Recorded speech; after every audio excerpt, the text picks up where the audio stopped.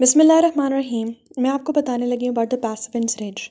जो Passavant's ridge है that is basically a U shaped kind of a muscle. ठीक है, जो कि एक स्फिंक्टर बना रहा है। ठीक है, अब ये यू शेप बेसिकली कौन से दो मसल्स हैं जो कि यू शेप अपीयरेंस बना रहे होते हैं। One of them is actually the palatopharyngeus and the other one is actually the superior constrictor. ये दोनों मसल्स जो है ना वो ऑपोजिटली एक यू शेप बना रहे होते हैं। ठीक है, और बीच में अब क्या होता है कि जब ये मसल्स कॉन्ट्रैक्ट करते हैं तो बीच में एक खाई बन जाती है, ये खड्डा बन जाता है। ठीक है, दिस इज़ एक्चुअली, ये वाली जो चीज़ बनती है बीच में, that is actually called as the Passavant's ridge. ठीक है, मतलब दो मसल्स की यू शेप्ड अपीयरेंस। ठीक है ना, यानी कि ये आपका जो पैलेटोफिरिंगिस मसल है, इसके जो अपर फाइबर्स होते हैं they pass circularly deep to the mucous membrane of the pharynx और एक स्फिंक्टर बनाते हैं internal to the superior constrictor. ठीक है, अब मैं आपको ना एक और पिक्चर दिखाती हूँ, उससे एक्सप्लेन करने की कोशिश करती हूँ। देखो यहाँ पे इस पिक्चर में मुझे क्या समझ आ रही है।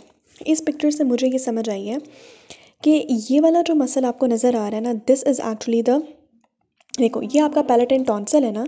ठीक है, इस पैलेटन टॉन्सिल के सामने हमारे पास पैलेटोग्लॉसस होगा और इस पैलेटन टॉन्सिल के पीछे हमारे पास क्या होना था, पैलेटोफिरिंगिस। ठीक है, तो ये वाला मसल आपका हो गया पैलेटोफिरिंगिस। ठीक है, इसके सामने यहाँ पे हमारे पास क्या होता है कि यहाँ पे हमारे पास क्या है कि हमारे पास क्या है कि यहाँ पे सुपीरियर कंस्ट्रक्टर मसल है और ये जो बीच में गैप है, ठीक है, यहाँ पर ये जो बीच में गैप है, ठीक है, इस बीच वाले गैप को हम क्या कहते हैं, that is actually called as the pharyngeal isthmus. ठीक है, जो सामने से इस्थमस हमें नज़र आता है, ठीक है, उसको हम क्या कहते हैं, दैट इज़ कॉल्ड ओरोफेरिंगियल इस्थमस। और ये पीछे जो हमारे पास इस्थमस होता है, ये जो आपके सॉफ्ट पैलेट से पीछे पीछे, इस इस्थमस को हम क्या कहते हैं, that is called as the pharyngeal isthmus. ठीक है, ये हमारा फेरिंगियल इस्थमस होता है। तो यहाँ पे ये एक बेसिकली एक इस तरीके से यू शेप अपीयरेंस बनाते हैं जिसकी वजह से एक ये रिज अपीयर होती है। ठीक है, जिसको हम लोगों ने यहाँ पे बोला that is called as the Passavant's ridge. और ये पैसिवेंस रिज क्या होता है कि जब हमारे पास सॉफ्ट पैलेट एलिवेट हो जाती है, ठीक है ना, सॉफ्ट पैलेट एलिवेट हो जाती है तो वो that comes in contact with this Passavant's ridge, जो कि बेसिकली आपके ओरोफेरिंग्स का जो कम्युनिकेशन होता है विद द नेजोफेरिंग्स उसको ब्लॉक कर देती है। ठीक है, अगर मैं अगली पिक्चर से भी बता दूँ, ठीक है, इस पिक्चर से, ठीक है, मुझे जो समझ आई है according to what I have understood, this is actually the U shape appearance of our palatopharyngeus muscle. This is actually the पैलेटोफिरिंगिस।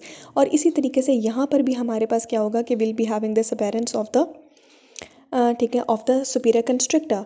तो ये जो मसल्स हैं, ठीक है, ये मिलकर ये हमारे पास एक रिज बना रहे हैं। ठीक है, also called as a palatopharyngeal sphincter. ठीक है, जो कि क्या करता है कि जब आपके पास सॉफ्ट पैलेट जो कि पीछे की तरफ होगा, ये जो सॉफ्ट पैलेट है जब ये एलिवेट हो जाता है तो that comes in contact with this ridge and that blocks the connection with your between your oropharynx and your nasopharynx. ठीक है, तो अगर मैं बुक से पढ़ूँ तो उन्होंने कहा कि soft palate when it gets elevated it comes into contact with this ridge and the two together closing the pharyngeal isthmus between the nasopharynx and the oropharynx. So this is what I have understood from the Pasiphan's ridge.